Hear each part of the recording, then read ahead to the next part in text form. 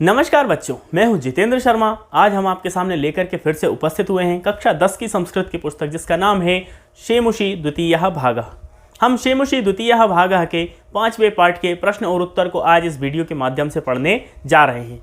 इस पार्ट को हम पहले पढ़ा चुके हैं। यदि आपने उस पार्ट को नहीं देखा हो तो लिंक हमने डिस्क्रिप्शन में दे दिया है। आप उस पार्ट को देखिएगा, समझिएगा, उसके बाद इसके प्रश्न उत्तर को देखिएगा। बहुत ही आसानी से आपको समझ में आ जाएंगे। बच्चों, आपने अभी तक इस चैनल को यदि सब्सक्राइब नहीं किया है तो इसे सब्सक्राइब कीजिए, लाइक कीजिए और अपने दोस्तों तक शेयर अवश्य कर दीजिएगा तथा इस वीडियो को पूरा अवश्य देखिएगा। हम शुरू करते हैं जननी तुल्य वत्सला इस पाठ के प्रश्न और उत्तर को। पहला प्रश्न है एक पदेन उत्तरम लिखत। बच्चों, इन प्रश्नों के उत्तर आपको एक पद में देना है। पहला प्रश्न है वृषभः दीनः इति जानन्नपि कः तम नुद्यमानः आसीत्। कि वृषभः अर्थात जो बैल था, बैल कमजोर था, इसको जानने के बाद भी कौन उस बैल को मारे जा रहा था, पीटे जा रहा था। उत्तर में हम लिख देंगे कृषकः। किसान जो था वह उस बैल को जानते हुए भी कि यह कमजोर है, दुबला है, इसके कारण यह चल नहीं पा रहा है, लेकिन उसके बाद भी वो उसको मारता ही जा रहा था। उत्तर लिख देंगे हम कृषकः। दूसरा प्रश्न है वृषभः कुत्र पपात। जो वृषभ था, बैल था, वो कहाँ गिरा हुआ था, कहाँ गिर चुका था। तो उसमें उत्तर में लिख देंगे हम क्षेत्रे। क्षेत्रे अर्थात उस खेत में जहां वो जुताई का कार्य कर रहा था। प्रश्न नंबर 3 है दुर्बले सते कस्याः अधिकाः कृपा भवति। दुर्बल होने पर, कमजोर पुत्र होने पर किस पर और किसकी उस पर अधिक कृपा होती है, उसका अधिक ध्यान होता है। तो हम उत्तर में लिख देंगे मातुः अर्थात माता का सबसे अधिक ध्यान अपने दुर्बल संतान पर होता है। चौथा प्रश्न है कयोः एकः शरीरेण दुर्बलः आसीत्। कौन एक मतलब उन जो दो की जोड़ी थी, दो बैलों की जोड़ी थी, तो दोनों बैलों में से कौन सा सबसे दुर्बल था। तो हम उत्तर लिख देंगे बलिवर्दयोः अर्थात जो बलिवर्दा थे, अर्थात जो बैल थे, बैल में से एक बैल जो था वह कमजोर था। देखिए फिर तीसरा प्रश्न है, इसके बाद अंतिम प्रश्न है इसका चंडवातेन मेघरवैश्य सह कः समजायत। अर्थात प्रचंड वायु और बादलों की गर्जना के साथ क्या आया, किसने पदार्पण किया। तो उत्तर में हम लिख देंगे कि प्रवर्षः अर्थात वर्षा। कि प्रचंड वेग और बहुत बादलों की गर्जना के साथ में बारिश ने कदम उस खेतों में रख दिया। प्रश्न नंबर 2 है, देखिए कि अधोलिखितानां प्रश्नानां उत्तराणि संस्कृत भाषया लिखत। नीचे दिए गए प्रश्नों के उत्तर आपको संस्कृत भाषा में लिखना है।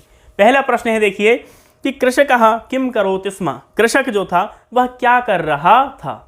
उत्तर लिख देंगे कि कृषकः बलिवर्दाभ्याम क्षेत्रकर्षणम करोति स्म। बलिवर्दाओं के साथ अर्थात जो दो बैल थे, बैलों के साथ में जो कृषक था, कृषक क्या कर रहा था, खेत में जुताई का कार्य कर रहा था या क्षेत्रकर्षण का कार्य कर रहा था।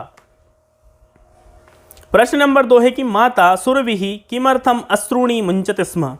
सुरभि माता, सुरभि कौन, जो समस्त बैलों की, नदियों, समस्त गायों की या समस्त बलिवर्दाओं की जो माता होती थी, उनका नाम था सुरभि। तो सुरभि को आंखों में आंसू किस कारण से आ रहे थे। उत्तर में हम लिख देंगे भूमौ पतिते स्वपुत्रम दृष्ट्वा माता सुरभिः अश्रूणि मुंचति स्म।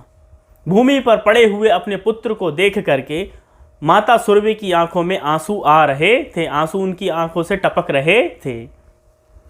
प्रश्न नंबर 3 है कि सुरभिः इंद्रस्य प्रश्नस्य किम उत्तरम ददाति।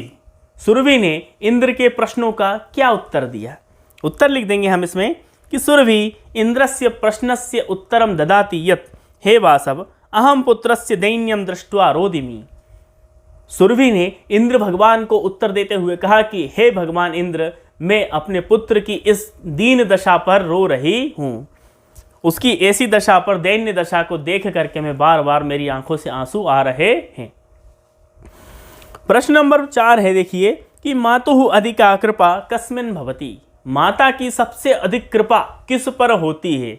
माता की सबसे अधिक कृपा किस पर होती है। उत्तर लिख देंगे मातुः अधिका कृपा दुर्बले सुते भवति। कि माता की सबसे अधिक जो कृपा होती है वह अपने दुर्बल पुत्र पर होती है। यद्यपि माता के लिए समान पुत्र होते हैं, पुत्र जो होते हैं वो सभी समान होते हैं, किंतु उसके बावजूद भी जो उन समस्त पुत्रों में जो सबसे कमजोर पुत्र होता है माता का सबसे अधिक स्नेह उसी पुत्र पर होता है।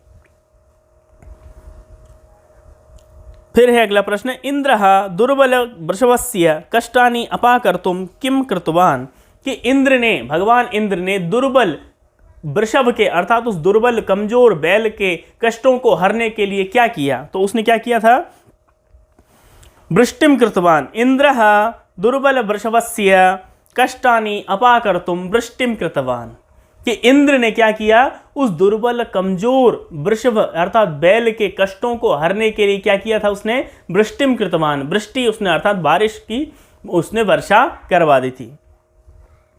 फिर है देखिए, जननी कीदृशी भवती, माता कैसी होती है। तो जननी तुल्य वत्सला भवती, माता जो होती है वह तुल्य वत्सला होती है। और अंतिम प्रश्न है इसका कि पाठेस्मिन् कयोः संवादः विद्यते, इस पाठ में किसका संवाद आपको बतलाया गया है। तो पाठेस्मिन् सुरभि इंद्रयोः संवादः विद्यते, कि इस पाठ में सुरभि और इंद्र का संवाद आपको बतलाया गया है। ये थे प्रश्न नंबर 2। अब हम देखिए प्रश्न नंबर 3 यहां पर दिया गया है आपको कि का स्तंभे दत्तानाम पदानाम मेलनम का स्तंभे दत्तैहि समानार्थक शब्दैहि कुरुत, कि का स्तंभ वाले शब्दों का निर्माण युग्म मेलन हमें किसके साथ करना है, का स्तंभ वाले शब्दों के साथ में करना है। दोनों ही समानार्थक शब्द है तो हमें उनका युग्म मिलाना है। जैसे पहला दिखा है कि कृक्षेण, कृक्षेण का तात्पर्य होता है बहुत ही कठिनता से, कठिनाई से। जो बैल था, बैल क्या कृक्षेण उत्तिष्ठति, वो बहुत कठिनाई से उठ पा रहा था। तो हम इसका उत्तर इसके सामने लिख देंगे। जो 6वां नंबर का शब्द है काठिन्येन अर्थात कठिनता से। दूसरा है चक्षुर्भ्याम, चक्षुर्भ्याम अर्थात होता है आंखें, तो आंखों के लिए समानार्थक शब्द यहां पर देखिए लाइन में तीसरा दिया हुआ है जिसका नाम है नेत्राभ्याम अर्थात नेत्रों से, दोनों नेत्रों से। फिर देखिए तीसरा कि जवेन, जवेन अर्थात होता है वेग से अर्थात स्पीड से, वेग से। तो उसका जो समानार्थी शब्द हो जाएगा वो हो जाएगा अचिरम अर्थात तीव्र गति से। चौथा है देखिए इंद्रः, तो इंद्रः के सामने देखिए इंद्रः का जो समानार्थी शब्द है वह दूसरे नंबर वाला है, उसका नाम है वासवः। वासवः और इंद्रः दोनों का ही एक ही तात्पर्य होता है, दोनों ही इंद्र के ही नाम होते हैं। पांचवा है पुत्राः, तो पुत्राः के स्थान पर हम देखिए 7वें नंबर का जो शब्द है सुताः, वह उसका पर्यायवाची शब्द हो जाता है, पुत्राः का सुताः। छठवा है शीघ्रम, शीघ्रम अर्थात होता है जल्दी से, शीघ्रम का तात्पर्य होता है जल्दी से। तो जल्दी से के स्थान पर हम लिख देंगे अचिरम अर्थात तीव्रता से। और अंतिम है बलिवर्दः, बलिवर्दः अर्थात होता है बैल, तो बैल का जो पर्यायवाची शब्द है वह है पहले नंबर वाला जिसका नाम है वृषभः। ये थे प्रश्न नंबर 3। अब देखिए प्रश्न नंबर 4 है प्रश्न निर्माण करना है। स्थूल पदम आधृत्य प्रश्न निर्माणम कुरुत। पहला है सह कृक्षेण भारम उद्वहति, वह कठिनाई से भार उठा पा रहा था। तो देखिए कृक्षेण के स्थान पर हम लिख देंगे कथम, कि सह कथम भारम उद्वहति, प्रश्न निर्माण हो जाएगा सह भारम कथम उद्वहति। दूसरा है सुराधिपः अप ताम अप्रक्षत, तो सुराधिपः के स्थान पर हम लिख देंगे कह, कह ताम अप्रक्षत, प्रश्न निर्माण हो जाएगा कि कौन उससे प्रश्न पूछता है। तीसरा है देखिए अयम अन्येभ्यः दुर्बलः, अन्येभ्यः के स्थान पर हम लिख देंगे केभ्यः, किससे। चौथा है धेनु नाम माता सुरभि आसीत, धेनु की माता कौन थी, सुरभि, तो धेनु नाम के स्थान पर हम लिख देंगे स्त्रीलिंगवाची शब्द जिसका नाम हो जाएगा कासाम, प्रश्नवाचक शब्द बन जाएगा कासाम। पांचवा है सहस्त्राधिकेषु पुत्रेषु सत्सु अपि सा दुखी अभवत, सहस्त्राधिकेषु के स्थान पर हम लिख देंगे कतिषु, कि कतिषु पुत्रेषु सत्सु अपि सा दुखी अभवत, कि कितने पुत्र होने के बाद भी वह दुखी थी, कौन, सुरभि। प्रश्न नंबर 5 है देखिए रेखांकितैहि पदे, रेखांकित पदे यथा स्थानम संधि विच्छेदम कुर्वत। नीचे दिए गए कुछ शब्द ऐसे दिए गए हैं आपको जिसमें संधि विच्छेद करके दिया हुआ है, आपको उनकी संधि करके उन शब्दों को लिखना है। जैसे पहला है कृषकः क्षेत्र रक्षणम कुर्वन् धन आसीत, तो कुर्वन् धन आसीत के स्थान पर हम लिख देंगे कुर्वन्नासीत, क्या लिख देंगे हम, कुर्वन्नासीत। दूसरा है तयोरेकः वृषभः दुर्बलः आसीत, तो तयोरेकः जो संधि युक्त पद है उसका हमें संधि विच्छेद करके लिखना है, तो हम लिख देंगे तयोः धन एकः। तीसरा है तथापि वृषः न उत्थितः, न धन उत्थितः लिखा है तो उसको हम लिख देंगे नोत्थितः, नोत्थितः। चौथा है देखिए कि सत्सु अपि बहुषु पुत्रेषु अस्मिन् वात्सल्यम कथम। तो सत्सु अपि शब्द जो लिखा है उसका हमें संधि विच्छेद करना है, तो संधि विच्छेद हम कर देंगे उसका सत्सु धन अपि, सत्सु धन अपि। पांचवा है तथा धन अपि धन अहम धन एतस्मिन् स्नेहम अनुभवामि। तो हम इसका संधि युक्त पद इसको बना देंगे कि तथाप्यहम एतस्मिन्, तथापि अहम एतस्मिन् बराबर तथाप्यहम एतस्मिन्, इस तरह से हम उसको लिख देंगे संधि युक्त पद बना करके।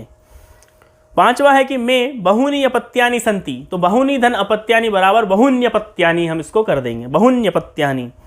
और अंतिम है सर्वत्र जलोप्लवः संजातः, सर्वत्र हर जगह पर जल दिखाई दे रहा था, तो जलोप्लवः के स्थान पर हम लिख देंगे जलधन उपलभः, जलधन उपप्लवः।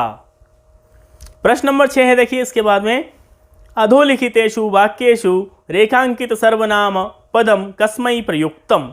नीचे कुछ वाक्य दिए गए हैं, वाक्य में एक रेखांकित पद दिया गया है, शब्द दिया गया है, वह शब्द यहाँ पर किसके लिए प्रयुक्त किया गया है यह हमें प्रश्न में उत्तर बताना है। जैसे साच, पहला है साच अवदत् भो वासवः अहम वृषम दुखिताः अस्मि। तो सा जो शब्द है वह किसके लिए प्रयुक्त किया गया है, तो वह सुरभि के लिए प्रयुक्त यहाँ पर किया गया है। तो सा किसके लिए प्रयुक्त किया गया है, तो हम उसके लिए सुरभि की चतुर्थी विभक्ति का यहाँ पर प्रयोग करेंगे। तो क्या लिख देंगे हम सुरभ्यै, सुरभ्यै, ऐ विसर्ग नहीं आएगा, सुरभ्यै। दूसरा है पुत्रस्य दैन्यम दृष्ट्वा अहम रोदिमि। अहम यहाँ शब्द किसके लिए वाक्य में प्रयुक्त किया है, तो यह भी सुरभि के लिए प्रयुक्त किया है कि पुत्र की ऐसी दशा देख करके मैं रो रही हूं। तो सुरभि के स्थान पर हम लिख देंगे अहम का जो उत्तर है वो उसमें हम लिख देंगे सुरभ्यै। फिर है मैं बहुनी अपत्यानि, तीसरा है सह दीनः इति जानन् अपि कृषकः तं पीडयति। तो सह के स्थान पर हम किसको लिख देंगे, ये सह जो शब्द है वह किसके लिए प्रयुक्त किया जा रहा है, तो वह वृषभ के लिए प्रयुक्त किया जा रहा है, अर्थात बैल के लिए प्रयुक्त यहां पर वह शब्द किया जा रहा है। चौथा है कि मैं बहुनी अपत्यानि संति, मेरे अनेक पुत्र हैं। तो मैं शब्द जो है वह किसके लिए प्रयुक्त किया गया है, वह सुरभि के लिए प्रयुक्त किया है, इसलिए हम यहां पर लिख देंगे सुरभ्यै। पांचवा है कि सह च ताम एव असांत्वयत्। तो सह जो शब्द है वह किसके लिए प्रयुक्त किया गया है, इंद्र के लिए, तो हम विभक्ति में लिख देंगे चतुर्थी विभक्ति में इंद्राय। और अंतिम है देखिए इसमें कि सहस्त्रेषु पुत्रेषु सत्सु अपि तव अस्मिन् प्रीति अस्ति। तो तब शब्द जो है वह सुरभि के लिए यहाँ पर प्रयुक्त किया है। यह वाक्य जो था वह कौन बोलता है, इंद्र बोलता है कि आपके अनेक हजार पुत्र हैं, इसके बावजूद भी आप इसके लिए क्रोधित, इसके लिए दुखी हो रहे हैं। तो तब शब्द यहाँ पर सुरभि के लिए प्रयुक्त किया है, और सुरभि के स्थान पर हम चतुर्थी विभक्ति में लिख देंगे सुरभ्यै। अंतिम प्रश्न है देखिए इस पाठ का कि का स्तंभे विशेषण पदम लिखितम खा स्तंभे पुनः विशेष्य पदम तयोः मेलनम कुरुत। का शब्द में आपको विशेषण दिए गए हैं और खा में विशेष्य है, तो इस सही पद को जोड़ना है। जैसे पहला है कि कश्चित, कश्चित शब्द का देखिए यहाँ पर किसके लिए प्रयुक्त किया गया है, कश्चित जो विशेषण है वह कृषक के लिए प्रयुक्त किया गया है, अर्थात कश्चित कृषकः, कोई किसान। दूसरा है कि दुर्बलः, दुर्बल शब्द जो है वह किसके लिए प्रयुक्त किया गया है, तो वह वृषभ के लिए प्रयुक्त किया गया है कि दुर्बल कौन था, तो वृषभ जो था वह दुर्बल था। तीसरा है कि क्रुद्धः, क्रुद्धः, क्रोधी कौन था, कृषि बलः, क्रुद्धः अर्थात कृषि बलः। फिर देखिए सहस्त्राधिकेषु, तो सहस्त्राधिकेषु देखिए कौन था, पुत्रेषु, हजार से ज्यादा भी क्या थे, तो वह पुत्र थे, हजार से ज्यादा भी कौन थे, पुत्र थे। पुत्र का यह विशेषण यहां पर उन्होंने दिया है। पांचवा है कि अभ्यधिकाः, अभ्यधिकाः अर्थात अभ्यधिकाः को यहां पर उन्होंने लिया है कृपा, कि सबसे अधिक कृपा किस पे होती है, जो दुर्बल पुत्र होता है उस पे सबसे अधिक मां की कृपा होती है। विस्मितः, विस्मितः का संबंध यहां पर किससे है, आखंडलः, आखंडलः मतलब इंद्र, इंद्र जो थे वो क्या थे, विस्मित थे, आश्चर्यचकित थे कि इस माता का एक ही पुत्र के प्रति इतना प्रेम क्यों। और अंतिम में देखिए तुल्यवत्सला, तो तुल्यवत्सला कौन होती है, जननी तुल्यवत्सला होती है। तो आप इसके सामने लिख देंगे तुल्यवत्सला के आगे जननी हम शब्द को लिख देंगे। तो बच्चों ये थे प्रश्न और उत्तर पार्ट 5 के। उम्मीद करते हैं कि ये आपको समझ में आए होंगे। यदि आपको अच्छी लगी वीडियो है तो आप कमेंट सेक्शन में ज़रूर लिख के बताइएगा तथा हमारी प्रत्येक वीडियो का इंतज़ार आसानी से आप कर सकते हैं। हम फिर से उपस्थित होंगे आपके सामने एक नई वीडियो को लेकर के। तब तक के लिए धन्यवाद। जय तो संस्कृतम, जय तो भारतम।